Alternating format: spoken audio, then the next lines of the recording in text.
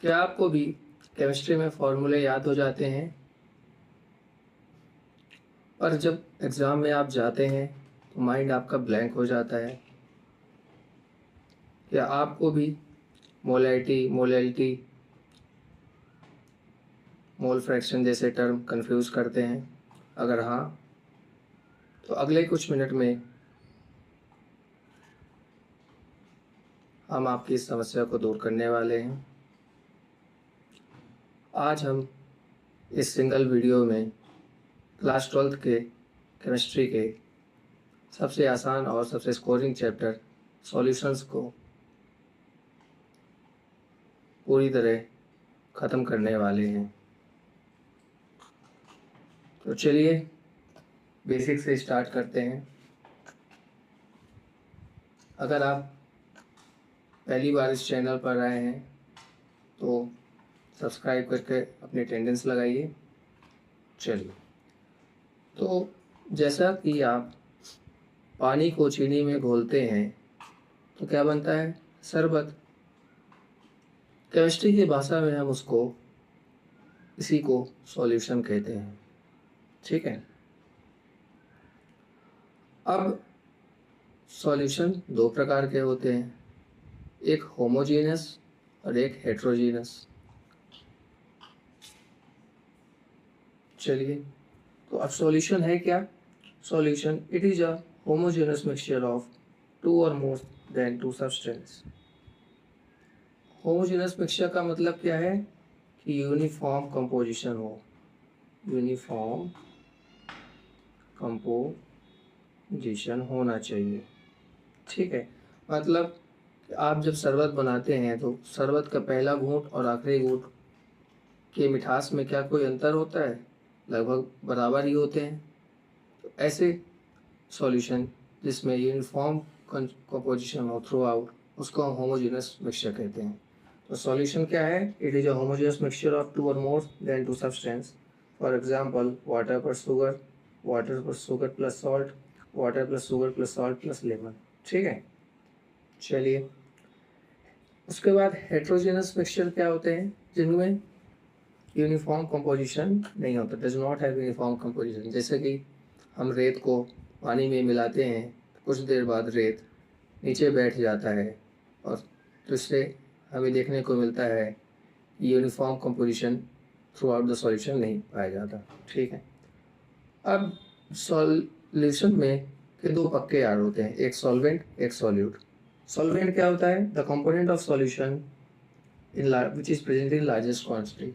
मतलब सॉल्यूशन में जो अधिक मात्रा में प्रेजेंट हो उसे हम क्या कहते हैं? सॉल्वेंट।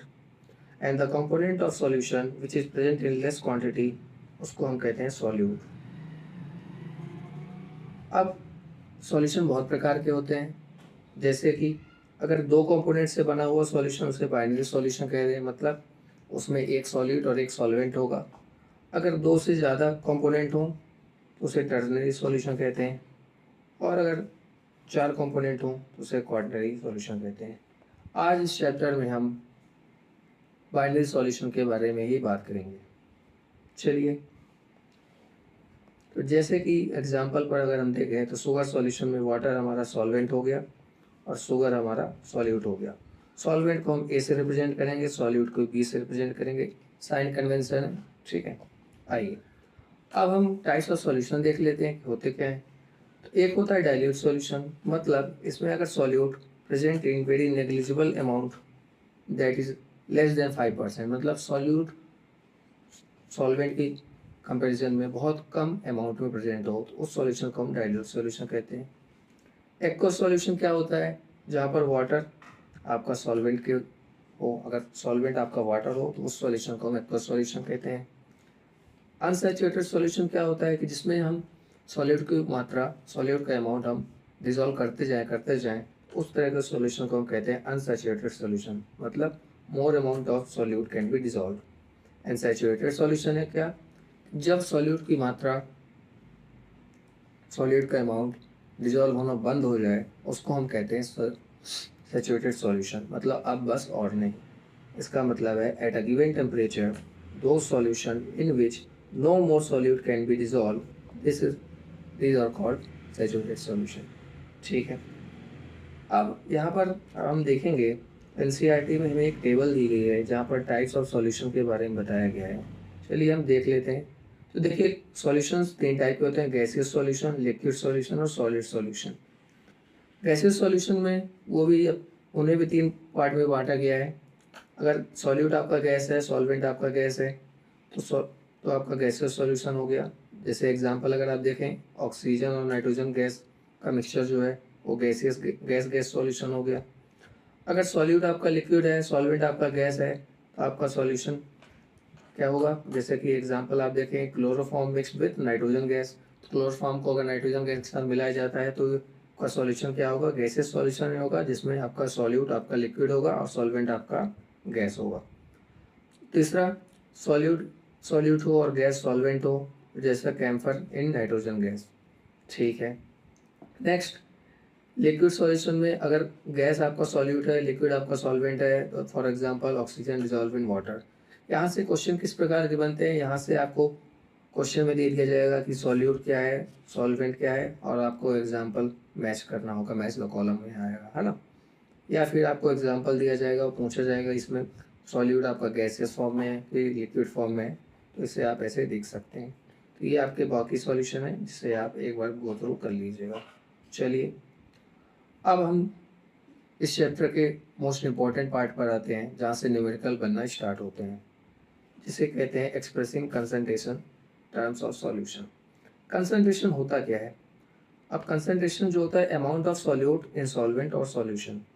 कितना सॉल्यूट एक डेफिनेट अमाउंट ऑफ सॉल्वेंट या सॉल्यूशन में डिजॉल्व है, उसी को मेजर करने का जो क्राइटेरिया होता है, टर्म होता है, एक्सप्रेशन हम जिसे कहते हैं, उसे कंसंट्रेशन टर्म कहा जाता है। आइए, पहला जो कंसंट्रेशन टर्म आपको मिलेगा उसे कहते हैं मास परसेंटेज, W/W।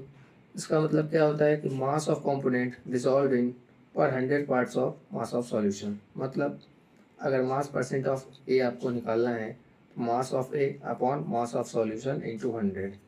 जो भी ये आपके परसेंटेज होते हैं, परसेंट का मतलब ही होता है बाय 100।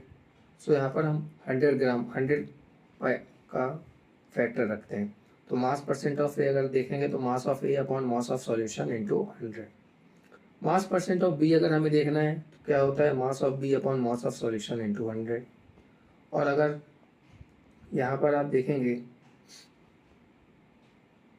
चलिए यहाँ लगा को कोई दिक्कत होगी नहीं। अब फॉर एग्जांपल अगर यहाँ पर हम एग्जांपल देखें, अगर आपका सॉल्यूट 10 ग्राम है और सॉल्वेंट 15 ग्राम है, तो मास परसेंट ऑफ ए अगर आपको निकालना है, तो ए का मास कितना है? 10 ग्राम।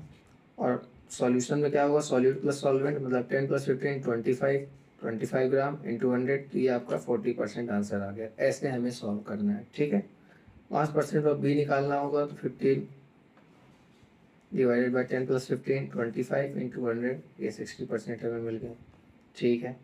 नेक्स्ट कंसंट्रेशन टर्म जो हमें मिलता है उसे कहते हैं volume concentration, volume percentage wait, volume by volume, जिसको हम डिफाइन करते हैं volume of component dissolve in per 100 parts volume of solution. मतलब आपका सॉल्यूट कितना डिसॉल्व है पर 100 ml ऑफ सॉल्यूशन पर। अगर इसका फॉर्मूला लिखना चाहूँ तो क्या लिखूंगा? Volume percent of A, volume of A upon volume of solution into 100। Volume percent of B, volume of B upon volume of solution in 100। ठीक है, आइए एक एग्जांपल के थ्रू देखते हैं। अगर आपका सॉल्यूट 10 ml है और सॉल्वेंट 15 ml है, तो कंसंट्रेशन आपका क्या होगा सॉल्यूशन का? वॉल्यूम का 10 + 15 25 ml। यहाँ से अगर आपको वॉल्यूम परसेंट बाय वॉल्यूम निकालना है ए का, तो आप क्या करेंगे? Volume of solute 10 upon volume of solution 50 into 100। ये ओके, एक सेकेंड, चलिए यहाँ पर कुछ करेक्शन कर लेते हैं अपन। एक सेकेंड दीजिएगा मुझे।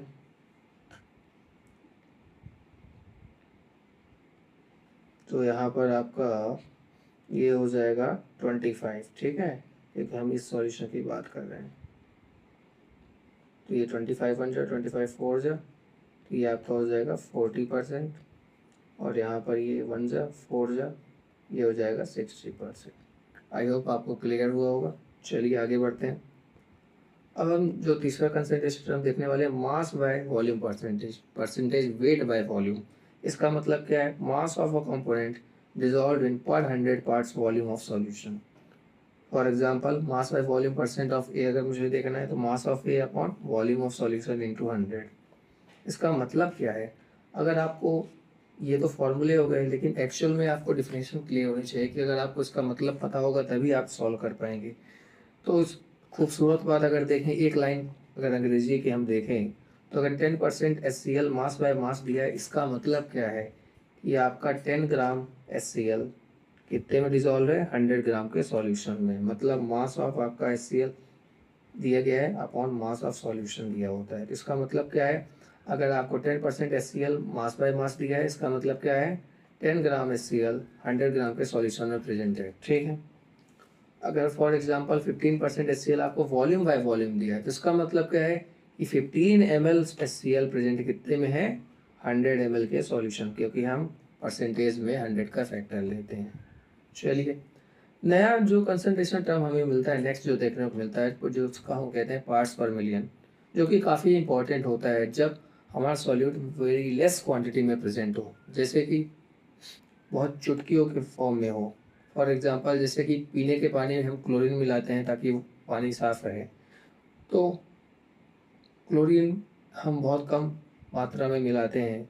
फॉर एग्जांपल एक और एग्जांपल हम लें कि एयर जो है हमारे, उसमें आपको जो पॉल्यूशन है वो भी ppm के परसेंटेज में होता है ना। तो parts of solute dissolved in part million parts of solution, मतलब अगर आपका ppm है, ppm मतलब पार्ट्स पर मिलियन, 1 मिलियन आप जानते हैं 10⁶ होता है। तो इसका मतलब क्या है कि मास of solute upon mass of solution into 10⁶ आप कर देंगे। जहाँ पर 100 आता था वहाँ पर अब क्या आ जाएगा, 10⁶। और अगर वॉल्यूम ऑफ सॉल्यूट देखेंगे, वॉल्यूम के पार्ट रिस्पेक्ट में देखेंगे तो volume of solute upon volume of solution into 10⁶। ठीक है, आई होप आपको क्लियर होगा। Next most important concentration term आता है जिसको हम कहते हैं मोल फ्रैक्शन। इसको रिप्रेजेंट करते हैं साई से। ठीक है, या फिर आप ऐसे जीटा लिख सकते हैं। It is defined as number of moles of one component to the total number of moles of solution. तो एक कंपोनेंट का हम जो रेशियो देखते हैं टोटल कंपोनेंट ऑफ सॉल्यूशन, उसे को मोल फ्रैक्शन कहते हैं। अगर आपके सॉल्यूशन में दो कंपोनेंट हैं ए और बी, तो अगर मुझे मोल फ्रैक्शन ऑफ ए लिखना है तो उसमें मैं लिखूंगा psi A equals to mole of A upon mole of A plus mole of B. और अगर मुझे मोल फ्रैक्शन ऑफ बी लिखना है तो mole of B upon mole of A plus mole of B.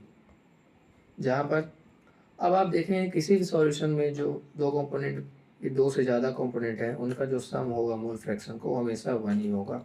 तो मोल फ्रैक्शन ऑफ सॉल्यूशन हमेशा equal to 1 होगा। ये बात आपको याद रखनी काफ़ी इंपॉर्टेंट है। और mole fraction is independent of temperature.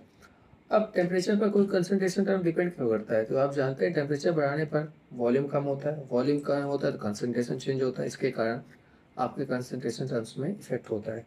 तो ऐसे कंसंट्रेशन टर्म्स जिसमें इसके फॉर्मूले में वॉल्यूम आता है वो टेम्परेचर डिपेंडेंट होते हैं, टेम्परेचर के कारण उनमें इफेक्ट होता है।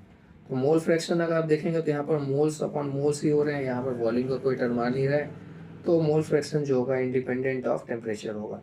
ठीक है, मोल फ्रैक्शन यूनिटलेस क्वांटिटी है, क्योंकि आप देख पा रहे हैं कि यहाँ पर हम मोल्स ऑफ एक component upon moles of solution निकाल रहे हैं, तो मोल्स अपॉन मोल्स यहाँ पर ये यूनिटलेस हो जाती है। मोल फ्रैक्शन के लिए आपके पास 3 इंपॉर्टेंट बातें हैं जो आपको ध्यान रखनी है। मोल फ्रैक्शन ऑफ सॉल्यूशन 1 होता है, mole fraction independent of temperature होता है, मोल फ्रैक्शन एक यूनिटलेस क्वांटिटी है। चलिए आगे बढ़ते हैं। नेक्स्ट दो इम्पॉर्टेंट कंसंट्रेशन टर्म्स आते हैं जहाँ पर एग्जामिनर की ज़्यादा पसंदीदा टॉपिक होता है, ज़्यादा फोकस करते हैं और ज़्यादातर न्यूमेरिकल पूछे जाते हैं, जिसे आपको ध्यान से समझना है। Molarity versus molality. मोलैरिटी जिसको हम कैपिटल एम से रिप्रेजेंट करते हैं, ये होता क्या है कि number of moles of solute dissolve in per litre of solution. 1 litre solution में कितना सॉल्यूट डिजॉल्व है उसी को उस सॉल्यूट की मोलैरिटी कहा जाता है। अगर हम देखें number of mass of moles of solute dissolve in per litre of solution, इसका फॉर्मूला क्या है, जो डिफिनीशन है वही फॉर्मूला है। Number of moles of solute upon volume of solution in litre. Unit होगा आपका क्या, मोल्स अपॉन लीटर, या फिर किसी को आप मोलर कह सकते हैं या फिर कैपिटल एम लिख सकते हैं। अब अगर सपोज आपको डायरेक्ट मोल्स नहीं गिवन है, वेट गिवन है सॉल्यूट का, तो मोलैरिटी अगर आपको इन टर्म्स ऑफ वेट निकालना है तो आप जानते हैं मोल्स क्या होगा, वेट अपॉन मोलर मास। तो weight of solute upon molar mass of solute into 1000 by volume अगर आपको ml में गिवन है तो आप लिखेंगे weight of solute upon molar mass of solute divided by volume in ml, और लीटर में कन्वर्ट करने के लिए आप 1000 से डिवाइड कर देंगे। ये आपका फॉर्मूला बन जाएगा जो कि काफ़ी इंपॉर्टेंट है, आपको याद रखना है। ठीक है, अब आपने देखा कि मोलैरिटी के टर्म्स में फॉर्मूले में वॉल्यूम का टर्म आ गया, और टेम्परेचर बढ़ाने पर वॉल्यूम पर चेंज आएगा, मतलब मोलैरिटी कंसंट्रेशन टर्म पर भी इफेक्ट होगा। तो जैसा कि आप टेम्परेचर इंक्रीज करेंगे तो वॉल्यूम इंक्रीज करेगा, और वॉल्यूम इंक्रीज करेगा तो डिनोमिनेटर पर वॉल्यूम इंक्रीज करेगा, तो ओवरऑल मोलैरिटी सॉल्यूशन क्या हो जाएगी, डिक्रीज हो जाएगी। ये बात आपको याद रखना है, काफ़ी इंपॉर्टेंट है। ठीक है, यहाँ पर आपको ये देख लेना है डब्ल्यू क्या है mass of solute, M B क्या है molar mass of solute, V क्या है वॉल्यूम इन एम एल है। ठीक है, आइए अगर आपको अब एक नया कंसेप्ट आता है डाइल्यूशन। डाइल्यूशन क्या होता है कि जब हम पानी मिलाते हैं, जब हम क्या होता है कंसनट्रेशन हमें चेंज करना होता है तो अमाउंट ऑफ वाटर हम जब मिलाते हैं, तो डाइल्यूशन का कंसेप्ट सिंपल होता है कि moles before dilution equals to number of moles after dilution. अब आप जानते हैं मोलैरिटी क्या होता है, moles of solute upon volume in litre. तो यहाँ से आप देखेंगे कि मोल्स क्या हो जाएगा, molarity into volume in litre. तो डाइल्यूशन का कंसेप्ट क्या होता है कि initial moles equals to final moles. तो यहाँ से फॉर्मूला बन के आ जाता है डाइल्यूशन का M1V1 इक्वल्स टू M2V2। यहाँ तक आपको कोई दिक्कत होगी नहीं। और अगर मोलैरिटी ऑफ सॉल्यूशन देखना है after mixing, molarity of solution after dilution देखिए, यहाँ पर दो केस होते हैं। अगर डाइल्यूशन है तो फॉर्मूला हो जाता है M1V1 इक्वल्स टू M2V2। आपको ध्यान रखना है, काफ़ी ध्यान से लगाना है, फॉर्मूला अप्लाई करना है। और अगर मोलैरिटी ऑफ सॉल्यूशन बोला जाए आफ्टर मिक्सिंग, मिक्सिंग और डाइल्यूशन दो अलग अलग टर्म है, ध्यान रखना है। तो मिक्सिंग बोला जाएगा तो M1V1 plus M2V2 equals to M3 into V1 plus V2, क्योंकि यहाँ पर आपको बाद में जो होगा टोटल वॉल्यूम देखा जाता है। ठीक है, चलिए नया टर्म आता है हमारे पास जिसे हम कहते हैं मोलैलिटी। मोलैलिटी जिसको हम स्मॉल m से रिप्रेजेंट करते हैं। मोलैलिटी क्या होता है, अभी हमने मोलैलिटी देखा था। मोलैलिटी क्या था, number of moles of solute dissolved in per litre of solution. तो उसी के कंपैरिजन में अगर हम मोलैलिटी देखें जिसको स्मॉल m से रिप्रेजेंट करते हैं, उसको हम किस तरह डिफाइन कर सकते हैं, number of moles of solute dissolved in per KG of solvent.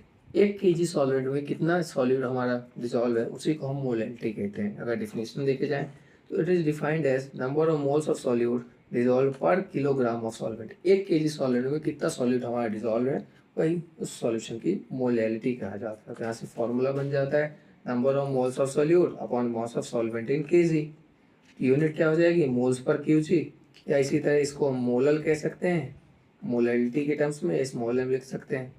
अब आपको वही है कि अगर मोल्स नहीं दिए गिवन है तो आप इसको वेट के टर्म्स में लिख सकते हैं, weight of solute upon molar mass of solute into weight of solvent in gram में। अगर आपको दिया है 1000 से आप डिवाइड करेंगे तो ये ऊपर चला जाएगा। ये आपका एक फॉर्मूला बन के आ गया।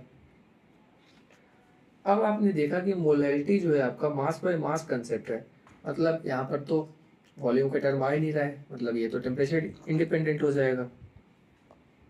अब एक यहाँ पर एक इम्पॉर्टेंट रिलेशन आता है, यहाँ पर मैं लिख देता हूँ आपके लिए, रिलेशन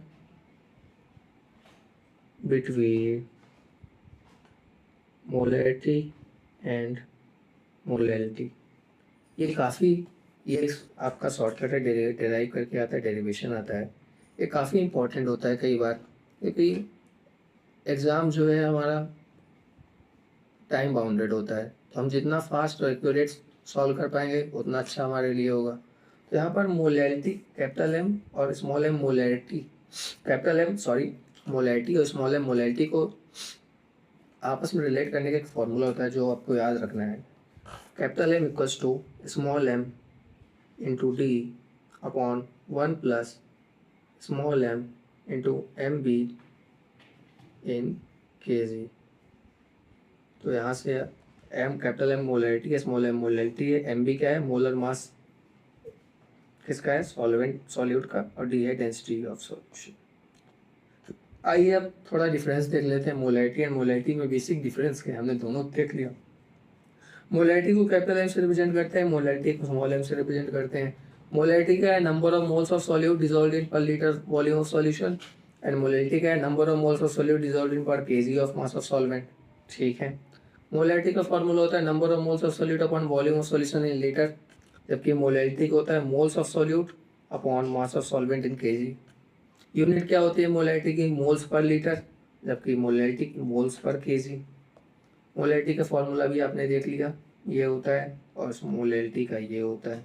चलिए, मोलैलिटी आपका इन्वर्सली प्रोपोर्शनल टू टेम्परेचर होता है, क्योंकि यहाँ पर वॉल्यूम का टर्म आता है, जबकि मोलैलिटी जो होता है आपका इंडिपेंडेंट ऑफ टेम्परेचर होता है, क्योंकि यहाँ पर वॉल्यूम का टर्म ही नहीं आता। अब आइए देखते हैं सॉल्युबिलिटी क्या होती है।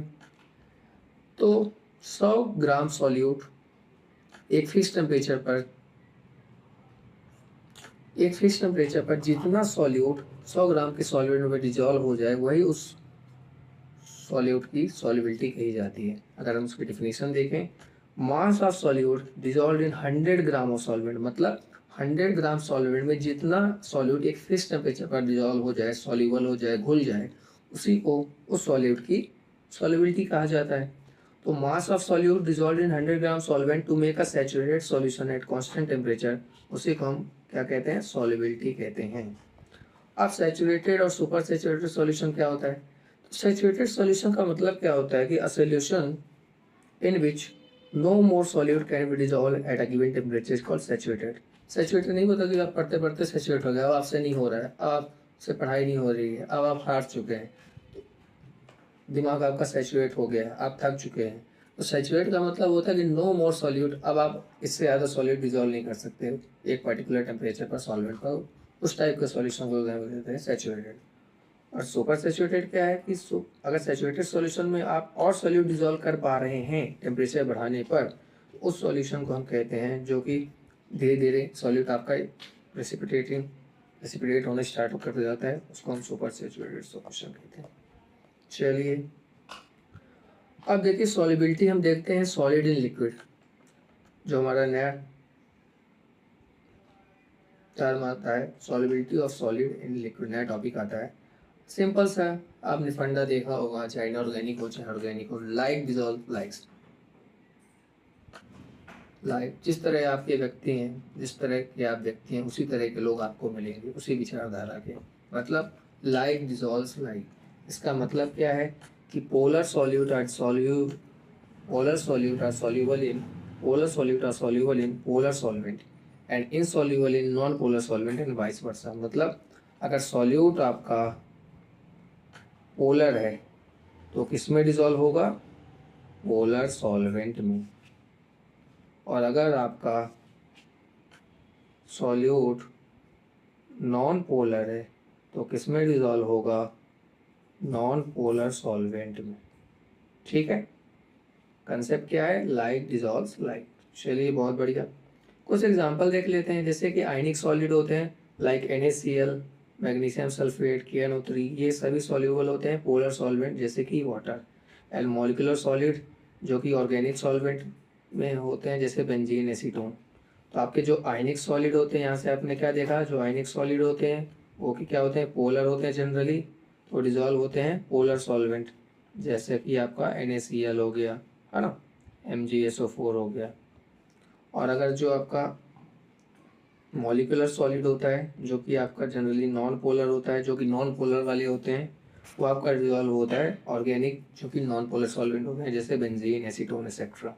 ठीक है, आइए, पोलर मतलब which carry charge. Polar non polar आप इनऑर्गेनिक में पढ़ेंगे केमिकल बॉन्डिंग में, लेकिन मैं थोड़ा सा ओवरव्यू दे देता हूँ। पोलर ऐसे मॉलिक्यूल होते हैं which carry a charge. Example NaCl है तो ये ब्रेक होगा Na पॉजिटिव और Cl माइनस में, तो यहाँ पर देखिए पोलैरिटी आ गई है, पॉजिटिव चार्ज आयन हो गया, कैटायन एक एनायन, तो ऐसे मॉलिक्यूल को पोलर कहते हैं। जैसे H2O में H plus OH minus. Non polar, जिनके पास कोई चार्ज होता नहीं, जैसे बेंजीन आपका C6H6, इसमें non polar, almost non polar है। टॉल्यूइन आपका C6H5CH3, ये भी नॉन पोलर है। अब भाई टेम्परेचर का क्या इफेक्ट होता है सॉल्युबिलिटी पर, ये हम देखते हैं। तो आप जानते हैं कि जो सॉल्युबिलिटी होती है वो increases with increase in temperature. मतलब सॉल्यूट का डिजॉल्व होना सॉल्वेंट में वो एक एंडोथर्मिक प्रोसेस है। इसका मतलब जो आपका डेल्टा H है वो निगेटिव होगा, सॉरी डेल्टा H आपका क्या होगा? पॉजिटिव होगा, क्योंकि आपका प्रोसेस क्या है, एंडोथर्मिक, मतलब डेल्टा एच आपका पॉजिटिव होगा। तो सॉल्यूट और सॉल्वेंट अगर डिजॉल्व होकर सॉल्यूशन बना रहे हैं तो ये प्रोसेस आपकी एंडोथर्मिक होती है, तो डेल्टा एच पॉजिटिव होता है। और डेल्टा एच पॉजिटिव में आपने पढ़ा होगा केमिकल इक्विलिब्रियम में कि अगर आपका डेल्टा एच पॉजिटिव है, प्रोसेस एंडोथर्मिक है, तो आपकी जो रिएक्शन फॉरवर्ड जाती है अगर टेम्परेचर आप इंक्रीज करते हैं। इसका मतलब इस सॉल्यूट आपका डिजॉल्व होते जाएगा। इसका मतलब solubility increase with increase in temperature. Example अगर आप देखेंगे, this solution of NaCl, KCl, KNO3, NO3 etcetera. अगर मान लीजिए आपके पास प्रोसेस है जिसमें जो आपके सॉल्यूट डिजॉल्व हो रहा है आफ्टर ड्यूरिंग द प्रोसेस, और डिजॉल्व होने के बाद एनर्जी रिलीज हो रही, मतलब प्रोसेस आपकी एक्सिथर्मिक है, और सॉल्युबिलिटी आपकी डिक्रीज होगी टेम्परेचर बढ़ाने पर। मतलब सॉल्युबिलिटी डिक्रीज भी हो सकती है टेम्परेचर बढ़ाने पर, इंक्रीज भी हो सकती है, वो डिपेंड करती है प्रोसेस पर। अगर प्रोसेस आपका एंडोथर्मिक है तो टेम्परेचर बढ़ाने पर सॉल्युबिलिटी इंक्रीज करेगी। अगर प्रोसेस आपका एक्सोथर्मिक है तो टेम्परेचर बढ़ाने पर सॉल्युबिलिटी आपकी डिक्रीज करेगी। और एंडोथर्मिक है तो इंक्रीज करेगी, और एक्सोथर्मिक है तो डिक्रीज करेगी। एग्जाम्पल देख लेते हैं, जैसे आपका लिथियम कार्बोनेट हो गया, सोडियम कार्बोनेट हो गया, मोनोहाइड्रेट, अगर ये डिजॉल्व करते हैं तो यहाँ पर ये कुछ हीट निकालते हैं जो कि प्रोसेस को एक्सोथर्मिक बनाता है।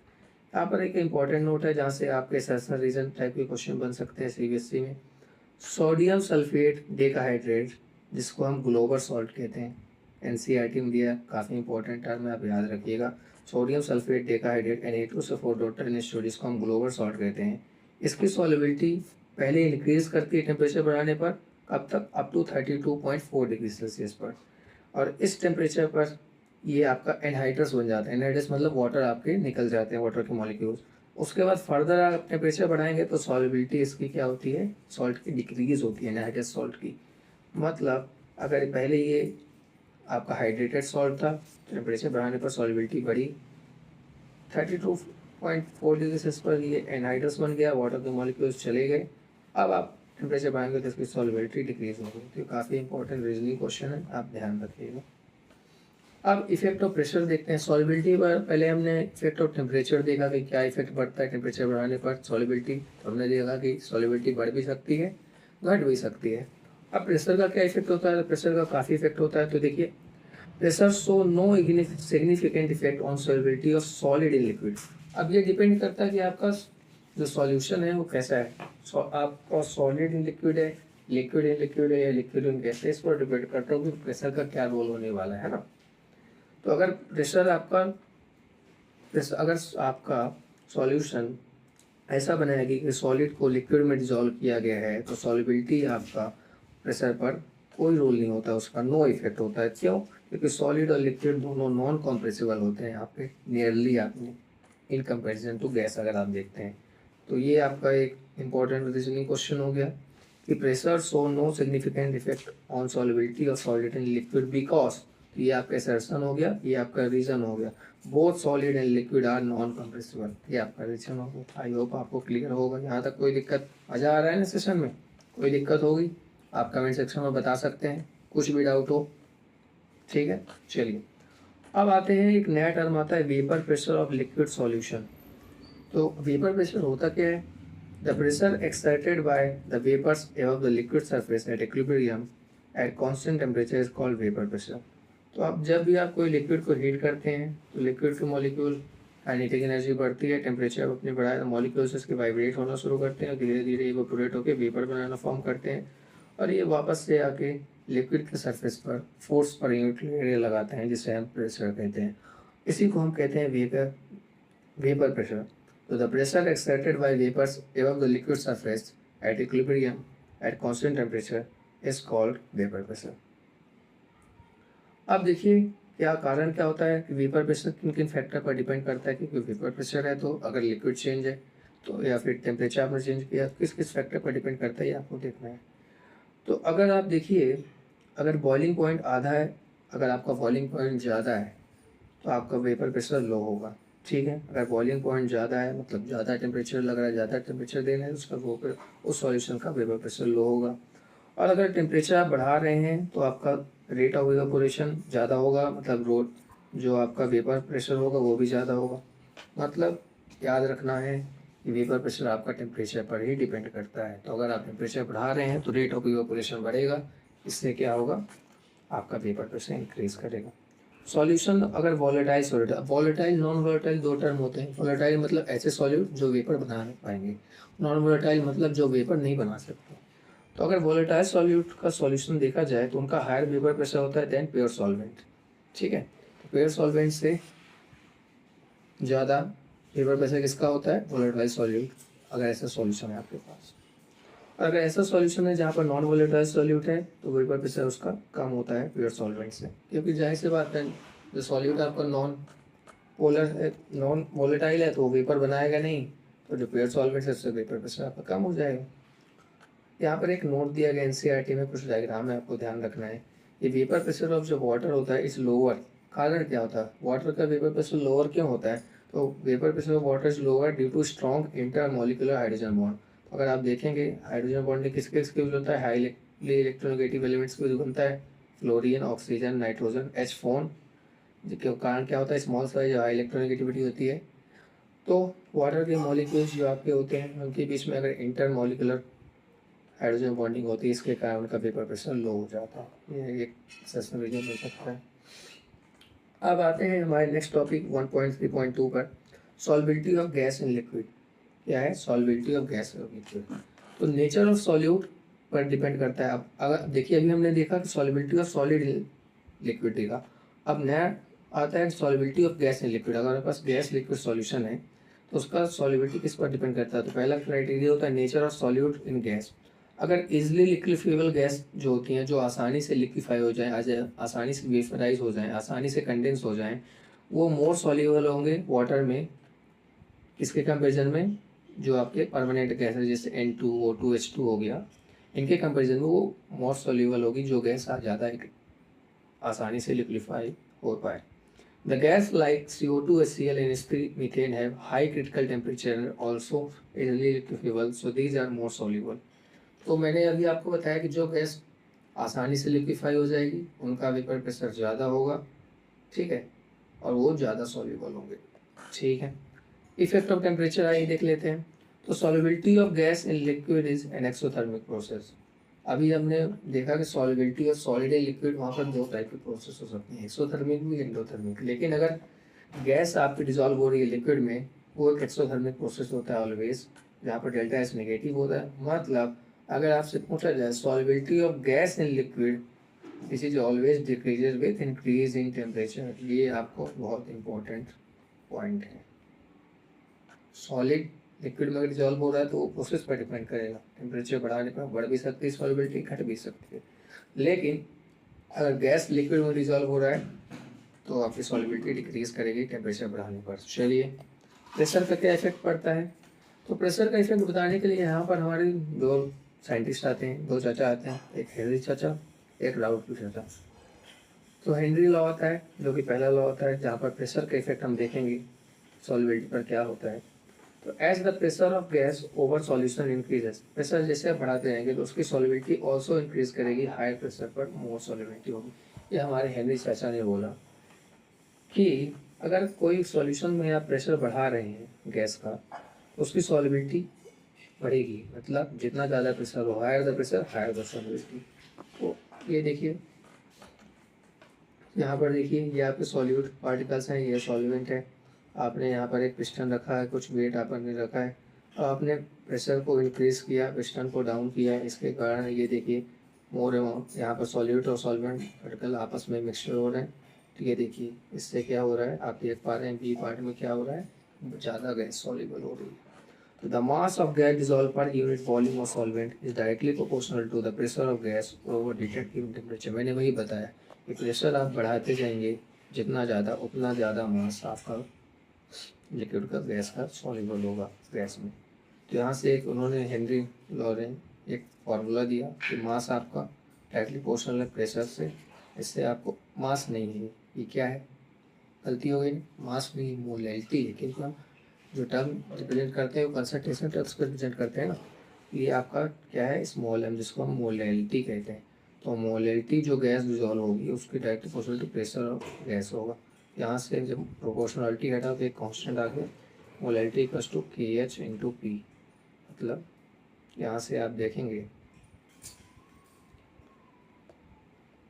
यहाँ से अगर आप देखेंगे प्रेशर ऑफ गैस होगा जो कि KH into mole fraction of gas होगा। ठीक है, दूसरे फॉर्म है, ये एक पहला फॉर्म है। यहाँ पर M क्या है, मास ऑफ गैस डिजॉल्व है। अच्छा, मास ऑफ गैस डिजॉल्व है, और P क्या है, प्रेशर ऑफ गैस डिजॉल्व है। यहाँ पर मास M क्या है, mass of gas dissolve, P क्या है, प्रेशर ऑफ गैस डिजॉल्व। अब इसको मॉडिफाइड फॉर्म क्या है, इसको अगर मॉडिफाइड कर दिया जाए तो एक कंसेप्ट लाया गया पार्शियल प्रेशर का। पार्शियल प्रेशर क्या होता है कि ये क्या होता है कि किसी गैस का एक डिफिनेट अमाउंट ऑफ प्रेशर हम देखें, अगर पूरे प्रेशर ऑफ गैस में हम उसका पर्टिकुलर प्रेशर देखें, उसको हम पार्शियल प्रेशर कहते हैं। तो partial pressure of a gas is directly proportional to mole fraction of gas. ये मॉडिफाइड फॉर्म था हेनरी लॉ का, जहाँ से फॉर्मूला बन के आया pressure of gas equals to KH into mole fraction of gas. ठीक है, यहाँ पर P क्या है, पार्शियल प्रेशर ऑफ गैस है, KH क्या हेनरी लॉ कांस्टेंट है, X भी क्या है, मोल फ्रैक्शन ऑफ गैस है। यहाँ से आप देख पा रहे हैं कि जो हेनरी लॉ कांस्टेंट है KH है वो inversely proportional to mole fraction of gas है। मतलब अगर आप के पास दो से ज़्यादा लिक्विड है और उनका हेनरी कांस्टेंट आपको अलग अलग दिया हुआ है, तो जिस सॉल्यूशन का अगर हेनरी कांस्टेंट ज़्यादा है उस गैस की सॉल्युबिलिटी कम होगी। यहाँ से काफ़ी इंपॉर्टेंट थ्योरेटिकल, कंसेप्चुअल, न्यूमेरिकल और थ्योरेटिकल क्वेश्चन वन लाइनर बनते हैं, ये आपको याद रखना है। और टेम्परेचर बढ़ाने पर, क्योंकि ये तो कांस्टेंट है, इक्विलिब्रियम कांस्टेंट है, तो ये टेम्परेचर पर डिपेंड करेगा, डायरेक्टली प्रोपोर्शनल। यहाँ पर कुछ values of Henry law constant दिए गए हैं आपको NCERT में, आप एक बार गो थ्रू कर सकते हैं। कई बार बोर्ड्स में तो नहीं, कम्पिटिटिव एग्जाम में डायरेक्ट कंपेयर करने का ऑर्डर आ जाता है। बस आपको यहाँ याद रखना है KH जो होगा inversely proportional to solubility of gas होगा।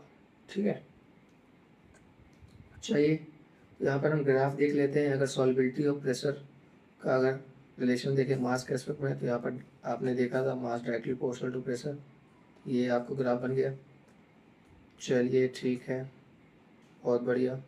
अब हेनरी लॉ के जो हम डेली लाइफ एग्जांपल देखते हैं वो आप देख लेते हैं क्या क्या होता है। तो जैसे आपने देखा होगा, हेनरी लॉ मैंने समझा दिया, लेकिन आपको फील कैसे आए, तो आपने देखा होगा कि जो हम मॉडर्न लाइफ में अब जो मैन्युफैक्चर होते हैं, सॉफ्ट ड्रिंक्स होते हैं आपके, या सोडा वाटर होते हैं, सॉल्युबिलिटी वहाँ पर कौन सी गैस डिजॉल्व होती है, जब उसे आप ढक्कन खोलते हैं तो वहाँ पर आपको एक फिज की आवाज़ आती है और वहाँ से एक गैस झाग निकलता है। वो क्या होता है कि वहाँ पर जो CO2 gas, carbon dioxide gas होती है, वो डिज़ोल्व की जाती है प्रेशर लगाकर और उसे क्लोज किया जाता है। तो जब भी आप उसे ओपन करते हैं तो एक फिज की आवाज़ आती है और गैस आपकी वापस से निकलती है। मतलब क्या होती है, गैस आपकी अनडिजॉल्व होना शुरू होती है क्योंकि आपने प्रेशर कम कर दिया। तो ये हेनरी लॉ का क्लासिक एग्जाम्पल है कि जो सॉफ्ट ड्रिंक्स होते हैं या सोडा वाटर, वहाँ पर सॉल्युबिलिटी किसकी, CO2 की इंक्रीज की जाती है टेम्परेचर, प्रेशर बढ़ाकर। और अगर एक चीज़ आपने देखा होगा कि जो स्क्यूबा डाइविंग वाले होते हैं वो जो वाटर में क्या बोलते हैं डाइविंग करते हैं, तो क्या होता है कि नीचे आप गए तो वहाँ पर क्या हुआ, प्रेशर बढ़ा तो गैस ज़्यादा सॉल्युबल होगी हेनरी लॉ के अकॉर्डिंग। तो उससे क्या होगा, एटमॉस्फेयर में ऑक्सीजन के अलावा नाइट्रोजन भी तो है और बाकी गैसेस भी हैं, तो वो डिजॉल्व होंगी।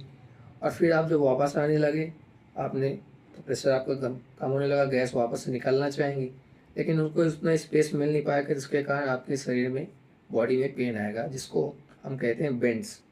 ठीक है, तो अगर उसको मिनिमाइज़ करना है बेंड्स को, अगर बेंड्स को हमें मिनिमाइज़ करना है, तो इसको पेनफुल इफेक्ट जिसे बेंड्स कहते हैं, तो हम क्या करते हैं, जो डीप सी डाइवर होते हैं वो O2 को डाइल्यूट करते हैं कुछ लेस अमाउंट ऑफ सॉल्यूबल, मतलब जो ऐसी गैस से मिलाते हैं जो कम सॉल्यूबल, सॉल्युबिलिटी बढ़े नहीं तो ज़्यादा डिजॉल्व हो, ज़्यादा सॉल्युबिलिटी बढ़े नहीं, तो वो लेस सॉल्यूबल गैस जैसे हीलियम को यूज़ करते हैं ब्रीथिंग के लिए, जिससे उनको फिर ये दिक्कत नहीं आती। हाई एल्टीट्यूड्स में हम जाते हैं तो एक और समस्या आती है जो कि डेली लाइफ एग्जाम्पल है, क्लासिकल एग्जाम्पल हेनरी लॉ का, कि अगर पार्शियल प्रेशर क्या होता है, हाई एल्टीट्यूड पर जाएंगे तो पार्शियल प्रेशर ऑफ O2 क्या होगा, डिक्रीज करता जाएगा। इससे क्या होगा, low concentration of oxygen blood में डिजॉल्व होगी या टिश्यू पर। तो जो क्लाइंबर्स होते हैं या पीपल लिविंग हाई एल्टीट्यूड्स होते हैं, वो एक बीमारी से सफ़र करते हैं जिसको एनोक्सिया कहते हैं, जहाँ पर उनको ऑक्सीजन की कम ऑक्सीजन के अमाउंट कम हो जाता है, मिलता है उनको, जिससे एनॉक्सिया कहते हैं। तो इसको अगर ठीक है, और बेंड्स का मैंने आपको बता दिया कि उसको पॉइंट फिल इफेक्ट को अगर मिनिमाइज़ करना है तो स्क्यूबा डाइवर्स जो होते हैं वो वहाँ पर helium less soluble gas mix करके जाते हैं, हीलियम। ठीक है, चलिए तो यहाँ से हम आखिरी टॉपिक देखते हैं। इसके बाद थोड़े से हमारा बचा है राउट लॉ, इसके बाद बचेगा ideal solution, non ideal solution है। ठीक है, तो अब देखिए राउट लॉ क्या होता है। अभी आपने देखा solubility of gas in liquid. ठीक है, अब हम solubility of liquid in liquid या सॉलिड लिक्विड देखेंगे। उसको बताने के लिए एक साइंटिस्ट है रॉल्ट, उन्होंने क्या लॉ दिया, अगर कोई लिक्विड वॉलेटाइल है मतलब जो कि वेपर बना सकता है, तो for solution of volatile liquid, for a solution of volatile liquid, the partial vapor pressure of each component of solution is directly proportional to its mole fraction present in solution। तो अगर आपके पास solution है, वहाँ पर आपका एक liquid A present है, एक लिक्विड बी प्रेजेंट है, तो अगर मुझे पार्शियल प्रेशर ऑफ ए लिखना है तो वो डायरेक्टली प्रोपोर्शनल होगा मोल फ्रैक्शन ऑफ ए, और पार्शियल प्रेशर ऑफ बी लिखना है डायरेक्टली प्रोपोर्शनल होगा मोल फ्रैक्शन ऑफ बी। उन्होंने पार्शियल प्रेशर को in terms of mole define किया।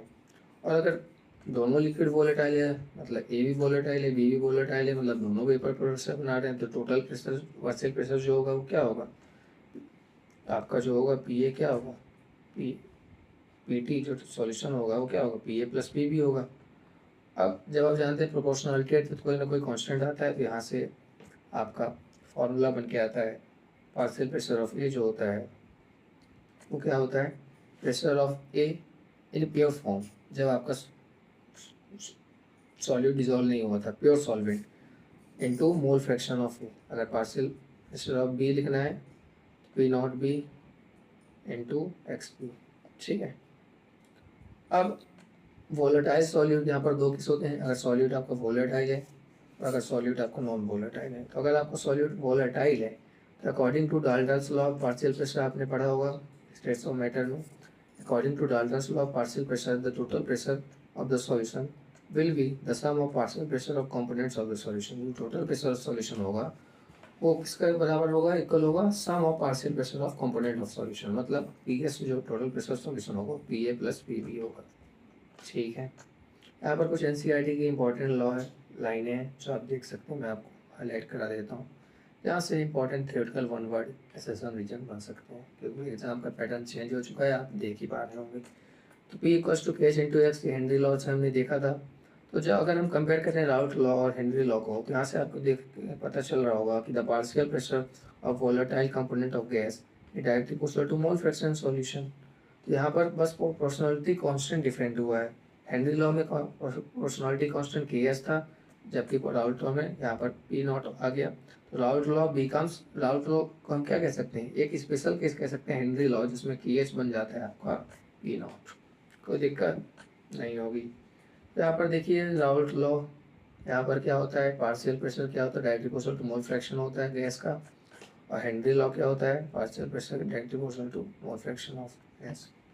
बस यहाँ पर प्रोपोर्शनलिटी हटती, यहाँ पर पी नॉट आ जाता है टर्म, यहाँ पर के एच आ जाता है, तो यहाँ पर पी नॉट को रिप्लेस कर दिया जाता है के से, इसलिए हम कह सकते हैं Raoult law is special case of Henry law. अब वेपर प्रेशर हम देखेंगे लिक्विड लिक्विड सॉल्यूशन का, मैंने आपको बताया ना दो टाइप के सॉल्यूशन हमें देखना है। तो लिक्विड लिक्विड सॉल्यूशन, अगर आपका सॉल्यूट वोलेटाइल है तो सॉल्यूशन में क्या होता है, सॉल्यूट प्लस सॉल्वेंट होता है। तो अगर सॉल्यूट वोलेटाइल, सॉल्वेंट तो वोलेटाइल हो गई, तो अगर सॉल्यूट वोलेटाइल है, सॉल्वेंट वोलेटाइल है, तो टोटल प्रेशर प्रेशर को कौन कंट्रीब्यूट करेगा, आपका बी का भी पार्शियल प्रेशर, ए का भी। यहाँ से टोटल प्रेशर सॉल्यूशन बन जाएगा P A plus P B, P B plus P A. यहाँ से पी बी क्या होगा, P not B into X B chi B, और पी ए क्या होगा P not A into X A. और आप जानते हैं किसी भी सॉल्यूशन का जो मोल फ्रैक्शन कंपोनेंट होता है उसका सम 1 होता है। तो यहाँ से आप काई ए को क्या लिख सकते हैं, एक्स ए को आप क्या लिख सकते हैं 1 माइनस एक्स बी। ठीक है, तो इसको आप इसके टर्म्स में भी रिप्रेजेंट कर सकते हैं, ये भी पूछा जाता है आपसे, या फिर इसको एक्स बी को एक्स बी के टर्म भी रिप्रेजेंट कर सकते हैं। तो यहाँ से आपको फॉर्मूला बन के आता है P S equals to chi B P not B minus P not A plus P not A. ये आपको याद रखना है। ठीक है, याद रखना नहीं मतलब कंसेप्ट देख लेना है कि आपको कन्वर्ट करना आना चाहिए। ठीक है, मगज नहीं करना है। अब दूसरा केस आता है राउट लॉ का, अगर नॉन वॉलेटाइल सॉल्यूट है आपके पास, अगर आपके पास सॉल्यूट क्या है, नॉन वॉलेटाइल है। सॉल्यूट अगर नॉन वॉलेटाइल है तो आप जानते हैं जो नॉन वॉलेटाइल है वेपर बनाएगा नहीं, तो वेपर प्रेशर बनाने में कंट्रीब्यूट नहीं करेगा। तो अगर आपका सॉल्यूट नॉन वॉलेटाइल है तो उसके कारण वेपर प्रेशर होगा नहीं, तो वेपर प्रेशर जो होगा सॉल्यूशन में वो किसके कारण होगा, सेट सॉल्वेंट के कारण। तो पी एस जो होगा वो किसके बराबर आएगा, पी ए के बराबर, पी ए के बराबर। तो यहाँ से नॉन वॉलेटाइल सॉल्यूट के केस में जो आपका वेपर प्रेशर ऑफ सॉल्यूशन होगा वो डायरेक्टली प्रोपोर्शनल टू होता है मोल फ्रैक्शन ऑफ सॉल्वेंट। याद रखना है आपको, जिसे हम ओपन करते हैं तो ये आ जाता है पी नॉट ए का ये। आई होप आप सभी को क्लियर हो रहा होगा, कहीं दिक्कत होगी तो बताइएगा। अब आते हैं हम नेक्स्ट टर्म पर।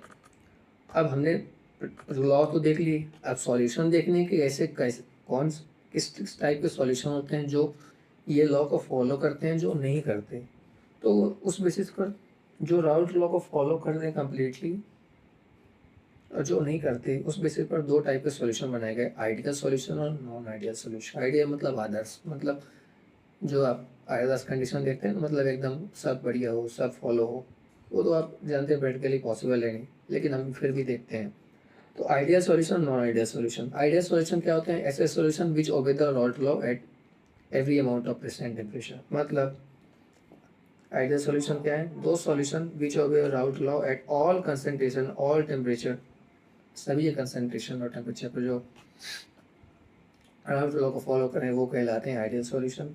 और नॉन आइडियल सॉल्यूशन क्या होते हैं, दो solution which does not obey Raoult law at all concentration and all temperature.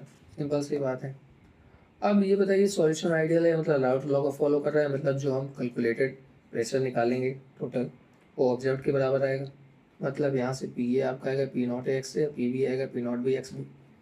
और नॉन आइडियल के केस में वो फॉलो नहीं कर रहा है तो पी ए जो है वो इक्वल नहीं होगा पी नॉट एक्स से, पी बी भी इक्वल नहीं होगा P not B X B. अगर आपका आइडियल सॉल्यूशन है तो यहाँ पर देखेंगे डेल्टा एच मिक्सिंग ज़ीरो होगी, एंथैल्पी चेंज जो होगा वो ज़ीरो होगा। और अगर नॉन आइडियल है तो एंथैल्पी चेंज तो नॉट ज़ीरो होगा। मतलब इसका मतलब क्या है कि अगर दो लिक्विड को मिक्स करेंगे तो यहाँ पर आइडियल सॉल्यूशन में ना हीट इवॉल्व होगी ना ही एब्जॉर्ब होगी, क्योंकि डेल्टा एच ज़ीरो है।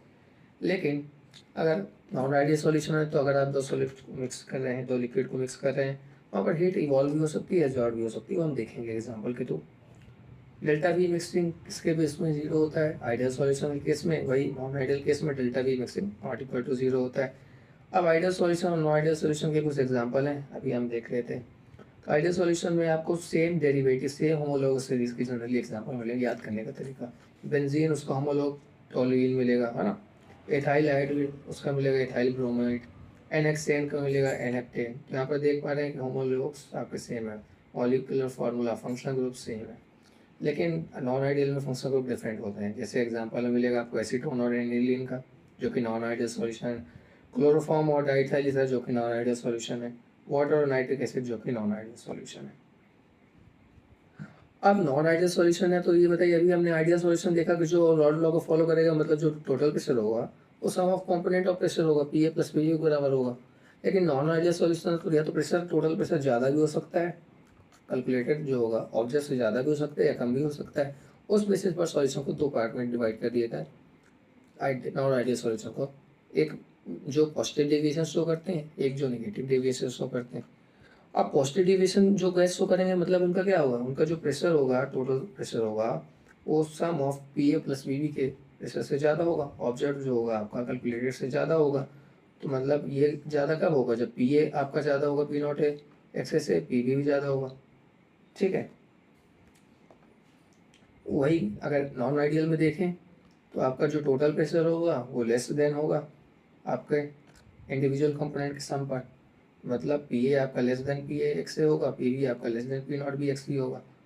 अब प्रेशर और फोर्स ऑफ इंटरेक्शन पे क्या डिपेंड है, अगर कोई मॉलिक्यूल के बीच फोर्स ऑफ इंटरेक्शन ज़्यादा है तो वो कम वेपर बनाएगा। तो यहाँ से आप देख पा रहे हैं कि अगर पॉजिटिव डिविजन शो कर रहा है कोई सॉल्यूशन, तो यहाँ पर उसका जो वेपर प्रेशर होगा पी एस जो होगा वो ग्रेटर देन होगा P A plus P B. तो अगर प्रेशर ज़्यादा है तो जो नया इंटरेक्शन बनेगा ए बी इंटरेक्शन, अगर ए बी बी ये मिल के बना रहे हैं ए बी, तो यहाँ से जो नया सॉल्यूशन बना इंटरेक्शन बना वो वीकर होगा इसके कंपेरिजन में ओल्ड। जब इंटरेक्शन वीकर हुआ तभी तो वेपर प्रेशर इंक्रीज हुआ, तभी तो पॉजिटिव डेविएशन शो हुआ, क्लियर हो रहा है आपको? बहुत बढ़िया। तो अगर नया इंटरेक्शन जो होगा ए बी जो बना सॉल्यूशन, उसका स्ट्रेंथ इंटरेक्शन अट्रैक्शन फोर्स या इंटरेक्शन फोर्स स्ट्रॉन्गर है ओल्ड से ए और बी बी से, मतलब उसका अट्रैक्शन स्ट्रॉन्गर है तो वेपर प्रेशर कम बना, मतलब पी एस की वैल्यू लो हो गई। तो यहाँ पर कुछ प्रॉपर्टी है डिफरेंस के फॉर्म में, ये बहुत पूछी जाती है कम्पिटिटिव एग्जाम में भी, खासकर बोर्ड में ही। तो आपको ध्यान रखना है कि अगर पॉजिटिव डेविएशन है, यहाँ पर देखिए दो चीज़ आपको ध्यान रखना है, कोई भी रिएक्शन अगर होती है या नहीं होती, जिसको हम स्पॉन्टेनिटी से डिफाइन करते हैं, जो कि आप थर्मोडायनेमिक्स में पढ़ेंगे। तो कोई भी रिएक्शन स्पॉन्टेनियस है मतलब उसका डेल्टा जी हमेशा निगेटिव होगा। तो अगर रिएक्शन हो रही है मतलब डेल्टा जी हमेशा निगेटिव होगा और उसकी एंट्रोपी हमेशा पॉजिटिव होगी, मतलब डेल्टा जी हमेशा निगेटिव होगा और डेल्टा जी हमेशा पॉजिटिव होगा। तो चाहे आइडियल सॉल्यूशन हो चाहे नॉन आइडियल सॉल्यूशन हो, उस सॉल्यूशन का डेल्टा जी हमेशा निगेटिव होगा और डेल्टा एस हमेशा पॉजिटिव होगा। लेकिन अगर डेल्टा वी मिक्सिंग के देखें और डेल्टा एच मिक्सिंग के देखें, ये सॉल्यूशन पर डिपेंड करता है, टाइप ऑफ सॉल्यूशन पर। अगर आइडियल सॉल्यूशन नहीं है, नॉन आइडियल सॉल्यूशन और पॉजिटिव डेविएशन शो कर रहा है, तो डेल्टा वी मैक्सिमम भी पॉजिटिव होगी, डेल्टा एच मैक्सिमम भी पॉजिटिव होगी। और अगर नॉन नेगेटिव डेविएशन शो कर रहा है तो डेल्टा वी मैक्सिमम भी नेगेटिव होगी, डेल्टा एच मैक्सिमम भी नेगेटिव होगी। मतलब यहाँ पर आप देखेंगे जिस सॉल्यूशन का जो प्रोसेस है, डिसोल्यूशन प्रोसेस है, वो एंडोथर्मिक होगा क्योंकि डेल्टा एच मैक्सिमम पॉजिटिव आ रही है, और नॉन आइडियल जो नेगेटिव डेविएशन शो करेंगे उसमें डिसोल्यूशन प्रोसेस एक्सोथर्मिक होगा। अब एक चीज़ आपको याद रखना है, आगे हम पढ़ेंगे कि एजियोट्रॉप्स क्या होते हैं, कांस्टेंट बॉइलिंग मिक्सचर को कहते हैं। तो जो सॉल्यूशन पॉजिटिव डेविएशन शो करते हैं वो मिनिमम बॉइलिंग एजियोट्रॉप बनाते हैं, और जो आपके नेगेटिव डेविएशन शो करते हैं वो मैक्सिमम बॉइलिंग एजियोट्रॉप बनाते हैं। आपसे डायरेक्ट एग्जांपल ही पूछा जाता है, आपको याद करने का तरीका है, जो पॉजिटिव डेविएशन शो करते हैं जो सॉल्यूशन वो मिनिमम बॉइलिंग एजियोट्रॉप बनाते हैं, और जो सॉल्यूशन नेगेटिव डेविएशन शो करते हैं वो आपका मैक्सिमम बॉइलिंग एजियोट्रॉप बनाते हैं। यहाँ पर कुछ एग्जांपल दिए हैं, तो यहाँ पर मैं कुछ आपको तरीका बता देता हूँ एग्जांपल याद करने का।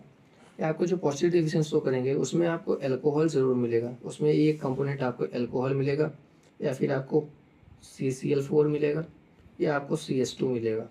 तो अगर आपको एग्जांपल पूछ रहा है कि कौन सा पॉजिटिव डेविएशन है, सारे ऑप्शन बताइए मुझे, तो उसके एक कंपोनेंट में आप देखेंगे अल्कोहल CS2 या CCl4 मिला तो वो हमेशा पॉजिटिव डेविएशन शो करेगा, ठीक है। और अगर एक कंपोनेंट आपका एसिड मिला, ये देखिए HNO3 एसिड है, ये एसिड है, आप देखेंगे ये एसिड है, ठीक है। मैक्सिमम केसेस में अगर आपको एक कंपोनेंट एसिड मिला वो हमेशा नेगेटिव डेविएशन शो करेगा। कुछ एक्स्ट्रा एग्जांपल भी नेगेटिव डेविएशन होते हैं जो आप पहचान नहीं सकते, आपको याद ही करने होंगे, तो आप याद कर सकते हैं। एक होता है आपका क्लोरोफॉर्म और एसीटोन, CH3 एसीटोन, और एक होता है आपका क्लोरोफॉर्म और बेंजीन, ठीक है। ये आपके नेगेटिव डेविएशन के एग्जांपल हो गए। अब एजियोट्रॉप्स होते क्या हैं ये हम देख लेते हैं। अभी मेरे को बताया कि एजियोट्रॉप्स इसी को कांस्टेंट बॉइलिंग मिक्सचर कहते हैं। तो the mixture of liquid which boils at constant temperature, ऐसे लिक्विड का मिक्सचर जो कांस्टेंट टेम्परेचर पर बॉईल करे, जैसे कि पेयर लिक्विड प्रॉपर्टी होती है, सेम कंपोजिशन। इसका कारण क्या होता है कि इसका कारण कोई पूछे कि ऐसा क्यों होता है, तो इसका कारण ये होता है कि इसका जो लिक्विड फेज में कंपोजिशन होता है वही कंपोजिशन आपका वेपर फेज में पाया जाता है। इस कारण से ये कांस्टेंट बॉइलिंग मिक्सचर बनते हैं जिसको हम एजियोट्रॉपिक मिक्सचर कहते हैं। अब ये एक मिनिमम बॉइलिंग एजियोट्रॉप है, एक मैक्सिमम बॉइलिंग एजियोट्रॉप है। तो अभी मैंने आपको दिखाया कि ये बताइए मिनिमम बॉइलिंग एजियोट्रॉप मतलब ऐसे सॉल्यूशन जिनका बॉइलिंग पॉइंट आपका किसी भी कंपोनेंट के बॉइलिंग पॉइंट से भी कम होगा, उसको कहेंगे मिनिमम। मतलब किसी भी कंपोनेंट के बॉइलिंग पॉइंट के से भी कम बॉइलिंग पॉइंट में वो आपका बॉइल हो जाए, उसको कहते हैं minimum boiling azeotrope. The solution which has lower boiling point than either of the component of solution, they are formed by those liquid pairs which show positive deviation from ideal behavior, ठीक है। Example है आपका ethanol plus water जो कि positive deviation show करेगा, अभी मैंने ऊपर बताया। और ऐसे सॉल्यूशन जिसका हायर बॉइलिंग पॉइंट हो किसी एक कंपोनेंट से भी बॉइलिंग पॉइंट से, वो बनाएंगे लिक्विड पेयर जो नेगेटिव डेविएशन शो करेंगे और जो कि मैक्सिमम बॉइलिंग आइसोटोप बनाएंगे, एग्जाम्पल नाइट्रिक एसिड और वाटर, ठीक है। चलिए यहाँ पर एक इम्पॉर्टेंट नोट है, ये भी एग्जाम में भी आया था आपके CBSE में, एक्सर्शन रीजन या थ्योरेटिकल क्वेश्चन बोलते हैं जिसे, ठीक है। रीजनिंग क्वेश्चन होता है कि जब एसीटोन और क्लोरोफॉर्म मिक्स करते हैं तो नेगेटिव डिविएशन ही क्यों होते हैं, सॉल्यूशन आपका हॉट ही क्यों होता है। तो इसका कारण क्या होता है, हीट जो बनती है यहाँ पर, जब दो लिक्विड देखेंगे क्लोरोफॉर्म एसीटोन आपस में हाइड्रोजन बॉन्डिंग शो करते हैं, हाइड्रोजन बॉन्डिंग जो स्ट्रॉन्गर होती है डाइपोल डाइपोल इंटरेक्शन से, तो इससे क्या होता है, हीट जो इवॉल्व होती है। कारण क्या होता है, क्योंकि देखिए जब आप पुराने बॉन्ड ब्रेक करेंगे तो हीट बॉन्ड ब्रेक करने कौन सी प्रोसेस, डिसोसिएशन प्रोसेस। तो अगर आप बॉन्ड ब्रेक करेंगे हीट हीट क्या होगी, आप देखेंगे हीट लगेगी। तो यहाँ पर कारण क्या होता है, हीट आपका सॉल्यूशन हीट मिक्सचर हीट क्यों होता है, हॉट क्यों होता है। इसका कारण है कि जो हीट इवॉल्व हुई है तो लिक्विड को मिक्स करने पर, उसका कारण क्या होता है कि the heat absorb to break old A and B B attraction is less than heat evolve in the formation of new A B forces of attraction and the heat evolve absorb by solution itself become heat. मतलब कि जितनी energy, जितनी heat उस bond को break करने में वो evolve हुई वो कम थी, उसके कंपेरिजन जब वापस में नए बॉन्ड बने तो हीट रिलीज हुई, तो ग्रेटर आपकी हीट बच गई, तो वही इवॉल्व के फॉर्म में हीट आ गई। ठीक है, अब यहाँ पर देखिए एक और एग्जांपल दिया है एनसीईआरटी के फॉर्म में। इवन जब इथेनॉल को आप मिक्स करते हैं वाटर से, रिजल्टिंग सॉल्यूशन आपका कोल्ड बन जाता है। अभी आपने देखा कि क्लोरोफॉर्म एसीटोन का तो रिजल्टिंग सॉल्यूशन हॉट बन जाता है, और अभी आपने देखा इथेनॉल को वाटर से मिक्स करते हैं तो रिजल्टिंग सॉल्यूशन आपका कोल्ड बन जाता है। इसका कारण क्या होता है, हाइड्रोजन बॉन्डिंग प्रेजेंट होती है पहले इथेनॉल और वाटर में, बाद में जब ये बनाते हैं तो हाइड्रोजन बॉन्डिंग वीक हो जाती है, इसके कारण उतनी ज़्यादा हीट इवॉल्व नहीं हो पाती, तो सॉल्यूशन आपका कोल्ड बन जाता है। तो ये देखिए, when the two liquids are mixed, hydrogen bonding form between water and ethanol molecules, this is weaker than earlier hydrogen bonding in ethanol and water, so that heat required to break old bonding is more and heat released in the formation of new bonding is less. So net heat absorbed taken from solution become molecules and molecules become cold. I hope clear होगा। अब यहाँ पर देखिए तो कुछ graphs दिए गए positive negative deviation के, यहाँ पर हम देख लेते हैं। तो अगर ये एक आइडियल सॉल्यूशन है, ठीक है, यहाँ पर मान लीजिए ए का कंपोनेंट 1 है, बी का नहीं है, यहाँ से ए का कंपोनेंट है तो यहाँ पर वेपर प्रेशर ऑफ ए, ये देखिए हमने डोनेट किया, यहाँ पर ए का कंपोनेंट 0 है, मतलब बी का प्रेजेंट, क्योंकि टोटल मोल फ्रैक्शन तो 1 ही होगा, एक्स ए प्लस एक्स बी। तो यहाँ पर अब ए नहीं है, बी है, तो बी का वेपर प्रेशर हमने देखा ये पी बी नॉट है, और यहाँ से ये लाइन ये ज्वाइन करने की आपको मिल जाता है टोटल प्रेशर जो कि P A plus P B not. तो यहाँ पर ये आइडियल सॉल्यूशन है। अब पॉजिटिव डेविएशन में हमने क्या देखा कि जो टोटल कैलकुलेटेड प्रेशर है ऑब्जर्व प्रेशर से ज़्यादा हो जाता है। तो ये देखिए ये आपका एक पॉजिटिव डेविएशन शिफ्ट हो जाता है, पॉजिटिव शिफ्ट मिलेगा, बस बाकी ग्राफ वही है। और नेगेटिव में ये देखिए सभी चीज़ लोअर हो जाता है। ठीक है, ये तो हमने मैक्सिमम बॉइलिंग मिनिमम बॉइलिंग एजिट्रॉप अभी देख ही रखा है, देख लिया।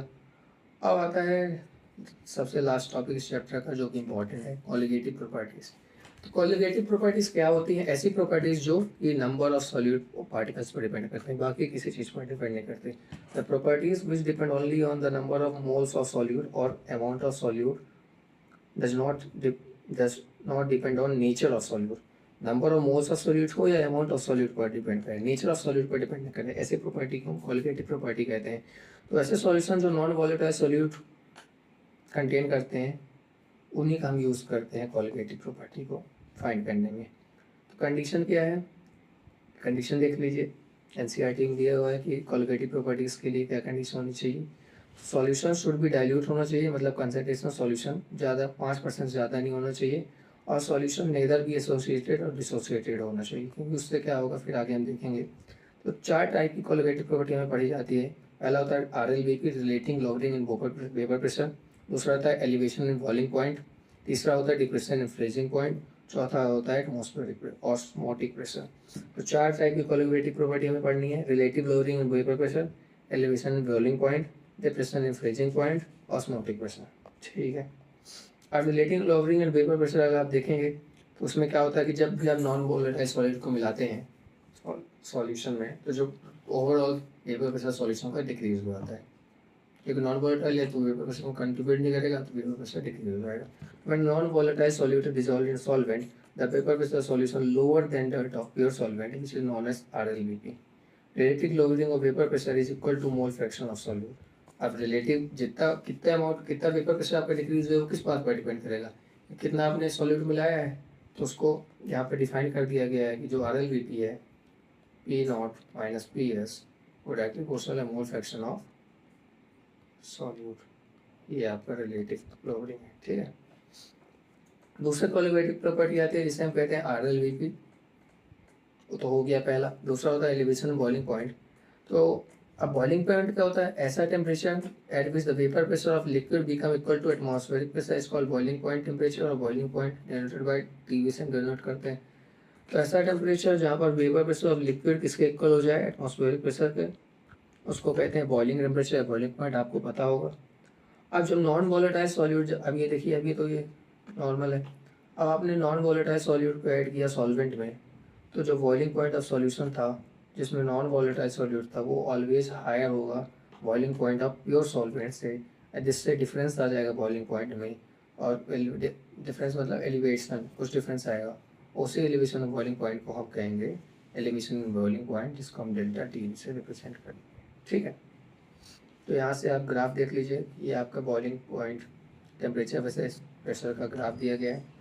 तो ऐसा टेम्परेचर जहाँ पर आपका लिक्विड का वेपर प्रेशर एटमॉस्फेयर के बराबर है, ये पॉइंट होता है आपका बॉइलिंग पॉइंट, ठीक है।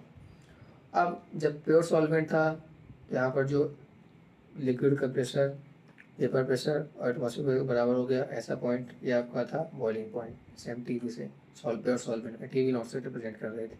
अब आपने नॉन वॉलेटाइल सॉल्यूट में डाल दिया, वेपर प्रेशर सॉल्यूशन आप देख पा रहे हैं, ये देखिए डिक्रीज हो गया, मतलब आपका बॉइलिंग पॉइंट ऑफ सॉल्यूशन क्या हो गया? ये देखिए बढ़ गया एक्स एक्सिस में। तो यहाँ से फॉर्मूला बना T V minus T V not equals to delta T V, ठीक है। और डेल्टा टी वी को हम कहते हैं एलिवेशन इन बॉइलिंग पॉइंट। अब एलिवेशन इन बॉइलिंग पॉइंट जो होगा वो directly proportional to molar concentration होगा। यहाँ से हमने देखा एक्सपेरिमेंटली, यहाँ से फॉर्मूला बन गया है delta T V equals to K V into M. K V scientist के नाम पर दे दिया गया, मोलर एलिवेशन कॉन्स्टेंट कह देते हैं, या फिर साइंटिस्ट के नाम पर एविलोस्कोपिक कांस्टेंट भी कह देते हैं, जो कि सिर्फ टेम्परेचर पर डिपेंड करता है। तो delta T V equals to K V into M होगा। और अगर मोलरिटी आपकी 1 है तो मोलर एलिवेशन कांस्टेंट की डिफिनीशन अगर आपसे कोई पूछे तो क्या कहेंगे आप? Molar elevation constant is equal to elevation in boiling points when molarity becomes unit, जब आपकी मोलरिटी यूनिटी हो जाए, ठीक है। डेल्टा टी वी जो होता है के वी इंटू एम होता है, अभी आपने देखा। मोलर एलिवेशन कांस्टेंट जो होता है equal to elevation boiling point जब 1 mole of solute dissolve in 1 kg of solute, मतलब मोलरिटी आपकी 1 हो जाए, ठीक है। यूनिट आप देखेंगे केवी की तो क्या होगी? केल्विन पर मोलर या फिर केल्विन केजी पर मोलर इनवर्स, ठीक है। और वैल्यू ऑफ केवी सिर्फ डिपेंड करेगी नेचर ऑफ सॉल्वेंट पर या फिर टेम्परेचर पर, ठीक है। तो डेल्टा टी वी आपका है K V into M, delta T V अब K V into X M, M molarity, molarity का आप जानते हैं moles of solute upon mass of solvent in KG. यहाँ से आपके ये फॉर्मूले आ गए जो आपको याद रखने हैं न्यूमेरिकल के लिए। नया आता है आपका डिप्रेशन इन फ्रीजिंग पॉइंट। तो यहाँ से देखेंगे कि प्योर वाटर था, बाद में आपने कंसनट्रेशन, ये देखिए सॉल्ट वाटर आपको डायग्राम में दिया है, मतलब आप नॉन वाटर सॉल्यूट मिलाया, आपका जो प्योर सॉल्वेंट्स के फ्रीजिंग पॉइंट था सॉल्यूशन का वो डिक्रीज हो गया ओवरऑल सॉल्यूशन का। फ्रीजिंग पॉइंट क्या होता है? जैसे आपने बॉइलिंग पॉइंट देखा, the temperature at which vapour pressure of liquid becomes equal to vapor pressure of solid when a non-volatile solute is added। तो यहाँ तक आपने देखा कि ऐसा टेम्परेचर जब वेपर प्रेशर ऑफ लिक्विड किसके बराबर हो? वेपर प्रेशर ऑफ सॉलिड के, उस टेम्परेचर को कहते हैं फ्रीजिंग पॉइंट। अब जब नॉन वोलेटाइल सॉलिड आपने ऐड किया सॉल्वेंट पर, तो जो फ्रीजिंग पॉइंट ऑफ सॉल्यूशन था वो डिक्रीज करने लगा। इससे क्या हुआ? फ्रीजिंग पॉइंट में डिक्रीज आया, डिक्रीमेंट आया, जिसको आप डिप्रेशन फ्रीजिंग पॉइंट कहते हैं। इसको डिप्रेजेंट करेंगे, डिनोट करेंगे डेल्टा टी एफ से।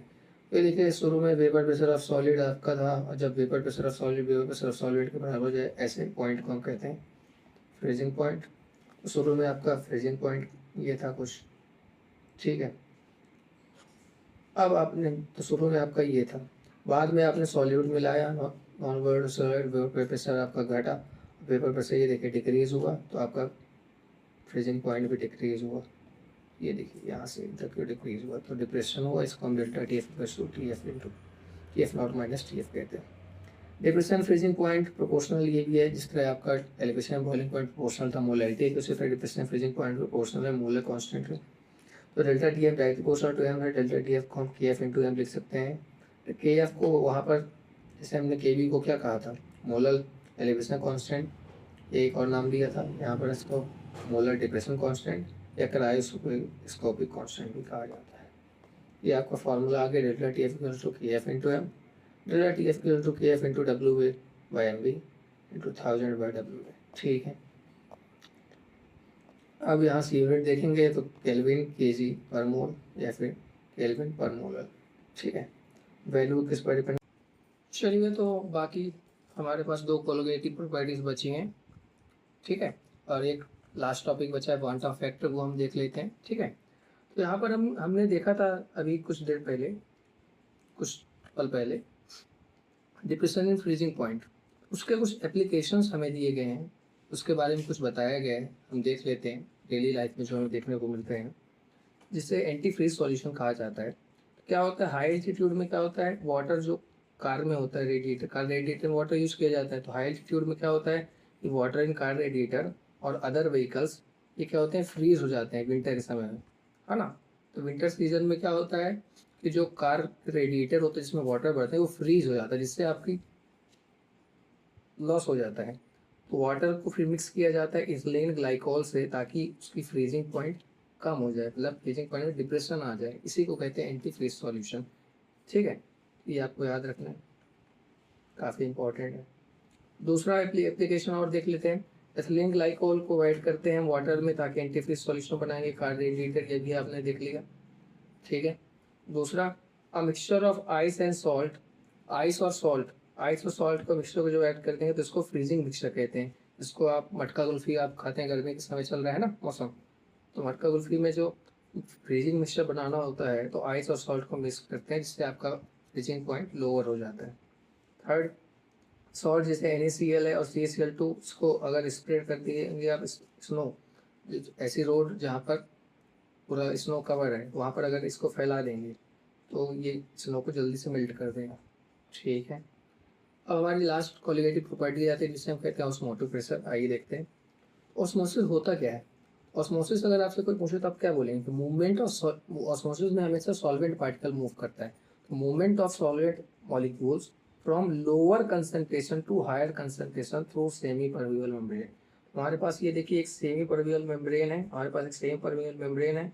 यहाँ पर आपके सॉल्वेंट पार्टिकल जो है उसका मूवमेंट हो कहाँ से, लो कंसंट्रेशन से हाई कंसंट्रेशन की ओर, उस प्रोसेस को हम कहते हैं ऑस्मोसिस। ऑस्मोसिस किसको कहते हैं, movement of solvent molecules from its lower concentration to higher concentration through semi परवियल मेम्ब्रेन। ठीक है, सेमी परवियल मेम्ब्रेन होती क्या है, बनती कैसी, आइए देख लेते हैं। तो यहाँ पर देखिए लोअर कंसंट्रेशन था, हायर कंसंट्रेशन, तो इधर से इधर का मूवमेंट सॉल्वेंट पार्टिकल्स का, इसी को हम ऑस्मोसिस कहते हैं। सेमी परवियल मेम्ब्रेन होती क्या है, सेमी परवियल membrane which allow only movement of solvent particle. ऐसी मेम्ब्रेन जो सिर्फ सॉल्वेंट पार्टिकल के मूवमेंट को अलाउ करे उसे हम सेमी परवियल मेम्ब्रेन कहते हैं। तो membrane which allow only the movement of solvent particle and not the solute particle through it is called semi परवियल मेम्ब्रेन। ठीक है, आइए अब यहाँ पर दो टाइप की सेमी परवियल मेम्ब्रेन, बहुत टाइप होती हैं, लेकिन एक हम उसको दो कैटेगरी में डिवाइड करते हैं, एक नेचुरल एक आर्टिफिशियल। नेचुरल जो सेमी परवियल मेम्ब्रेन देखने को मिलती है हमें, उससे पार्चमेंट पेपर होता है, सेलोफेन पेपर का बना होता है।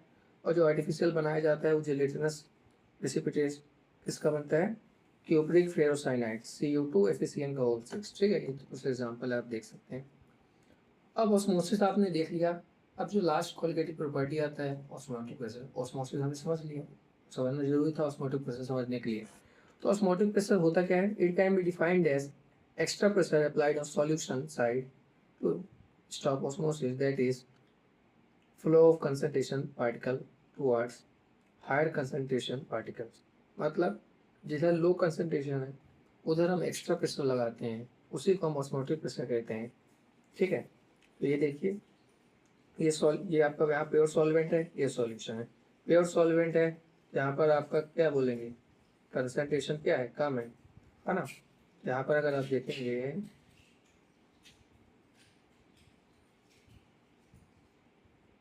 तो देखिए, तो एक्स्ट्रा प्रेशर जो हम लगाते हैं किधर लगाते हैं, जहाँ पर लेस कंसंट्रेशन होता है, ताकि जो ऑस्मोसिस है आपका रुक जाए, उसी को ऑस्मोटिक प्रेशर कहा जाता है।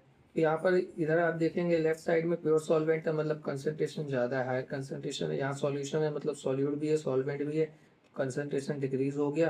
तो यहाँ पर हमने एक पिस्टन से प्रेशर लगाया, इतना प्रेशर लगाया है जो कि फ्लो ऑफ ऑस्मोसिस है, जो कि वो रुक जाए, उसी को हम कहते हैं ऑस्मोटिक प्रेशर। ठीक है, यहाँ से ऑस्मोटिक प्रेशर का फॉर्मूला आता है pi equals to C R T, जो आपका सी होता है कंसनट्रेशन होता है moles per volume litre, R आपका यूनिवर्सल गैस कांस्टेंट होता है जिसकी वैल्यू दी गई है, ठीक है। टी टेम्परेचर होता है केल्विन पर। अब सॉल्यूशन तीन टाइप के डिवाइड किए जाते हैं बेस्ड ऑन ऑस्मोसिस। एक होता है ऑस्मोटिक प्रेशर, एक होता है आइसोटोनिक सॉल्यूशन, एक हाइपरटोनिक या हाइपोटोनिक। आइसोटोनिक सॉल्यूशन ऐसे सॉल्यूशन होते हैं, दो सॉल्यूशन को हम आइसोटोनिक तब कह सकते हैं जब उनका ऑस्मोटिक प्रेशर सेम हो। अगर एक सॉल्यूशन ए है एक बी है तो उनका ऑस्मोटिक प्रेशर आई ए बराबर आई बी अगर हो जाए उसको हम कहेंगे वो सॉल्यूशन आइसोटोनिक है। जैसा कि एग्जांपल दी एनसीईआरटी में जो आरबीसी है आइसोटोनिक सॉल्यूशन किससे है 0.9 NaCl सॉल्यूशन से। हाइपोटोनिक सॉल्यूशन मतलब ऐसा सॉल्यूशन जिसका ऑस्मोटिक प्रेशर ज़्यादा हो दूसरे सॉल्यूशन कंपेरिजन में, तो ज़्यादा वाला होगा हाइपरटोनिक, कम वाला होगा हाइपोटोनिक। आइसोटोनिक सॉल्यूशन में आप देखेंगे ऐसे सॉल्यूशन विच है सेम ऑस्मोटिक प्रेशर और सेम कंसंट्रेशन में कॉल आइसोटोनिक। हाइपोटोनिक और हाइपरटोनिक में डिफरेंस देख लीजिए। हाइपोटोनिक क्या होते हैं, the solution whose osmotic pressure concentration less than the other solution, और hypotonic the solution whose osmotic pressure और concentration is higher than other solution। Simple सी बात है। अब रिवर्स ऑस्मोसिस क्या होता है, तो अब आपने ऑस्मोटिक प्रेशर लगाना शुरू किया ताकि आप ऑस्मोसिस रोकना चाहते थे, लेकिन आपने कुछ जितना लगाना चाहिए था उससे ज़्यादा लगा दिया। मतलब when pressure greater than atmospheric pressure is applied on solution side then the solvent molecule start moving from solution towards the pure solvent. मतलब अपोजिट डायरेक्शन हो जाएगा, उसी को हम कहते हैं रिवर्स ऑस्मोसिस, ठीक है। इसका एक बढ़िया सा एग्जांपल क्लासिकल एग्जांपल है डेली लाइफ में हम देखते हैं desalination of sea water. Sea water का जो डिसैलिनेशन होता है इसका मतलब क्या होता है, जो सॉल्ट रिमूव होता है सी वाटर से, सॉल्ट जो निकालते हैं, जो प्रोसेस होती है उसको डिसैलिनेशन ऑफ सी वाटर कहते हैं। ये एक एग्जांपल है रिवर्स ऑस्मोसिस का। It means the removal of salt from sea water, this can be done by reverse osmosis. In this process, a pressure greater than osmotic pressure is applied on seawater side. The pure water flows from seawater side to pure water side. चलिए बहुत बढ़िया। अब osmosis दो type की होती है, endosmosis होता है, एक्सोऑस्मोसिस होता है। ये हम देख लेते हैं। एंडोऑस्मोसिस मतलब जब सॉल्वेंट मॉलिक्यूल सेल के इनसाइड मूव करें। अगर आपके पास ये नॉर्मल सेल है, ठीक है, तो यहाँ पर आप देखिए नॉर्मल सेल है, तो यहाँ पर आपका जो आपका सॉल्वेंट मॉलिक्यूल्स है सेल के अंदर आ जाए, सेल आप क्या हो जाएगा, सोल हो जाएगा, ट्रांजिट हो जाएगा, तो इस प्रोसेस को एंडोऑस्मोसिस कहते हैं। अब एक्सोऑस्मोसिस क्या होगा, सेल से बाहर आपका सॉल्वेंट मॉलिक्यूल्स कंसंट्रेशन फ्लो हो तो सेल आपका श्रिंक हो जाएगा, जो कि सॉल्ट सॉल्यूशन में एक एग्जांपल है एग, इसको हम एक्सोऑस्मोसिस कहते हैं। तो एंडोऑस्मोसिस क्या है, the movement of solvent molecules inside cell. Example देखेंगे जब आप वाटर फ्लावर में स्प्रे करते हैं या वेजिटेबल में ताकि उसको टर्जिट फूलता रहे। बीन और ग्राम चने चने और सेमी के दाने को आप जब पानी में भिगोते हैं सोक करते हैं उससे अलग क्या हो जाते हैं, कारण क्या है, endosmosis. Raisins also swell in water due to endosmosis. Endosmosis की तीन एग्जांपल आप देख लीजिए। एक्सोस्मोसिस क्या होती है, the process in which water comes out from cell and cell shrinks. Cell क्या होता है, सिकुड़ जाता है, उसको कहते हैं exosmosis. Many vegetable and fruit are stored in murabba because in highly concentrated sugar solution, their exosmosis take place and germs or bacteria cannot enter the vegetable and fruit and carrot, apple, cherry, आंवला। कितनी अच्छी बात है, हमारी daily life में use होता है इसका। अब बायोलॉजिकल सिग्निफिकेंस क्या है ऑस्मोसिस का, अब ये हमने देखा वही चीज़ है, वही चीज़ रिपीट होगी बार बार। Due to endosmosis root absorb water from soil. जो प्लांट्स के रूट होते हैं वाटर एब्जॉर्ब कैसे करते हैं, एंडोस्मोसिस के थ्रू। Water moves in upward direction in plant from one cell to other cell due to endosmosis. तो ये आपके वाटर, ये आपके मॉलिक्यूल होते हैं, तो यहाँ पर ये वाटर का जो मूवमेंट होता है lower to higher in plants, उसका प्रोसेस भी किसके थ्रू होता है, एंडोस्मोसिस थ्रू। इंजेक्शंस जो होते हैं मोस्टली प्रिपेयर्ड बनाते हैं सैलाइन वाटर, जो कि NaCl वाटर सॉल्यूशन होता है, जो कि आइसोटोनिक होता है ह्यूमन ब्लड कॉर्पस से। इस कारण से आपका ना तो स्वेल होगा ना तो श्रिंक होगा, नहीं तो दिक्कत हो जाएगी ना। डिसैलिनेशन ऑफ वाटर तभी आपने देखा, रिवर्स ऑस्मोसिस का क्लासिकल एग्जांपल है। अब एक लास्ट टॉपिक आता है जिसे हम कहते हैं एबनॉर्मल मॉलिक्यूलर मास। तो ये होता क्या है कि जब हमने कॉलिगेटिव प्रॉपर्टीज पढ़ी थी, हमने कॉलिगेटिव प्रॉपर्टीज में जो कैलकुलेशन किया वो हमें एक्सपेरिमेंटली जब हमने देखा तो वो हमें जब आपने कैलकुलेट किया थ्योरेटिकली और एक्सपेरिमेंटली तो वैल्यू अलग अलग मिली, वहाँ पर कुछ डिफरेंस आया। पता चला कि जो when molecular mass of substance determined by any qualitative property comes to a different than normally expected value, such molecular mass are called abnormal molecular masses. This is due to association और dissociation। तो कारण क्या हुआ, हमने जो condition क्या मानी थी आइडियल सॉल्यूशन या कोलिगेटिव प्रॉपर्टी पढ़ने टाइम, कि आपका जो मॉलिक्यूल डिसोसिएट एसोसिएट नहीं होगा, लेकिन ये तो आइडियल कंडीशन है, डेली लाइफ में तो होते हैं NaCl जैसे डिसोसिएट हो गया, ग्लूकोज जो डिसोसिएट नहीं होता। तो इससे क्या हुआ कि जो एक्सपेक्टेड वैल्यू थी उससे डिफरेंट वैल्यू आने लगी, है ना। तो तो जो मॉलिक्यूलर मास था वो एबनॉर्मल हो गया, इसी को हम कहते हैं एबनॉर्मल मॉलिक्यूलर मास। अब यहाँ पर दो केस होते हैं, एक एसोसिएशन एक डिसोसिएशन। अब देखिए एसोसिएशन में क्या होता है, एग्जांपल क्या है, एसिटिक एसिड जब बेंजीन में डिसॉल्व करेगा बेंजोइक एसिड में, यहाँ पर ये डाइमर फॉर्म कर लेता है इंटरमॉलिक्यूलर हाइड्रोजन बॉन्डिंग के कारण। तो इसको अब कैलकुलेट करेंगे तो उसका मोलर मास डबल हो जाता है। हम जनरली कैलकुलेट करते तो नॉर्मल होता, लेकिन यहाँ एसोसिएशन के कारण इसका मॉलिक्यूलर मास को डबल हो गया, ठीक है, थ्योरेटिकल वैल्यू से। वही दूसरा केस आप दे रहे हैं, NaCl जब वाटर में डिसॉल्व होगा तो ब्रेक हो जाएगा Na प्लस और Cl माइनस में, CaCl2 जो ब्रेक होगा Ca प्लस और 2Cl माइनस में, तो मॉलिक्यूलर मास अब क्या हो जाएगा, हाफ हो जाएगा थ्योरेटिकल वैल्यू, जबकि हम सोच रहे थे कि वही बराबर वैल्यू है। इस कारण से जो मॉलिक्यूलर मास होगा कैलकुलेटेड वो 1/3 टाइम्स होगा एक्चुअल मोलर मास CaCl2 के केस में, और हाफ हो जाएगा NaCl के केस में। तो वांट ऑफ फैक्टर है कि एक्चुअल में, आइए देख इसकी definition. It is defined as the ratio of normal molar mass of solute to observe calculate molar mass of solute. जैसे फॉर्मूला आ गया I इक्वल्स टू नॉर्मल और theoretical molar mass upon observe और calculated molar mass, but molar mass of solute जो होगा inversely proportional होगा colligative properties, अभी आपने देखा, क्योंकि moles inversely proportional to molar mass होता है। तो I का एक और फॉर्मूला दिया गया, observe value of colligative property upon normal value of colligative property, ठीक है। एक और फॉर्मूला दिया गया, the number of molecules solute after association dissociation upon the number of molecules the number of moles of solute before association और dissociation. अब यहाँ पर तीन केस होते हैं, अगर I की वैल्यू 1 है तो मॉलिक्यूल आपका ना ही डिसोसिएट होगा ना ही एसोसिएट होगा, नेदर एसोसिएशन और not dissociation take place. I की वैल्यू अगर लेस देन 1 है तो सॉल्यूट पार्टिकल आपका एसोसिएशन हो जाएगा, इसलिए I की वैल्यू आपकी 1 आ गई, वांट ऑफ फैक्टर की वैल्यू 1 आ गई। और अगर I की वैल्यू ग्रेटर देन 1 है सॉल्यूट पार्टिकल्स आपका डिसोसिएट में होंगे, उसके आयंस के फॉर्म में बढ़ेंगे। अब यहाँ पर डिग्री ऑफ डिसोसिएशन आपने केमिकल ग्रुप में पढ़ा होगा कि fraction of molecule solute that get dissociated is called degree of dissociation. Degree of dissociation को अल्फा से रिप्रेजेंट करते हैं, इसका फार्मूला आपने देखा क्या होता है, number of moles of solute dissociated upon total number of moles solute देखें, तो अल्फा डिसोसिएशन का फार्मूला बन गया I-1 अपॉन N-1। काफ़ी इंपॉर्टेंट, याद रखिएगा, न्यूमेरिकल करते टाइम आपको काम आएगा। डिग्री ऑफ डिसोसिएशन अभी आपने देखा, फिर से देख लेते हैं, the fraction of molecules of solute that get dissociated. अच्छा, डिसोसिएशन में क्या था, the fraction of molecules of solute that get dissociated, उसको डिग्री ऑफ डिसोसिएशन कहा गया। और the fraction of molecule of solute that get associated, उसको degree of association कहा गया। इसका फार्मूला क्या बना, I-1 अपॉन 1-1। इसका फार्मूला क्या बना, अगर आप देखेंगे तो I-1 अपॉन 1 अपॉन N-1, क्या होगा ना, वो I-1 अपॉन 1 - 1 N-1, ठीक है। अब जब आपने वांट ऑफ फैक्टर को अप्लाई किया तब कोलिगेटिव प्रॉपर्टीज हमने में क्या हुआ, कुछ करेक्शन हुआ, तो करेक्शन करने के बाद कोलिगेटिव प्रॉपर्टीज का आपको जो कैसे दिखने लगा, कैसे फॉर्मूला बनने लगा, ये देखिए। तो रिलेटिव लोडिंग वेपर से पहले क्या था, P0A minus PS/P0A plus two mole fraction of solute XB था, अब क्या हो गया, ये I इंटू XB हो गया। एलिवेशन ऑफ बॉइलिंग पॉइंट क्या बन गया, delta T equals to I into KBM। Depression freezing point क्या बन गया, delta T equals to I into KFM। Osmotic pressure क्या बन गया, pi equals to I into CRT।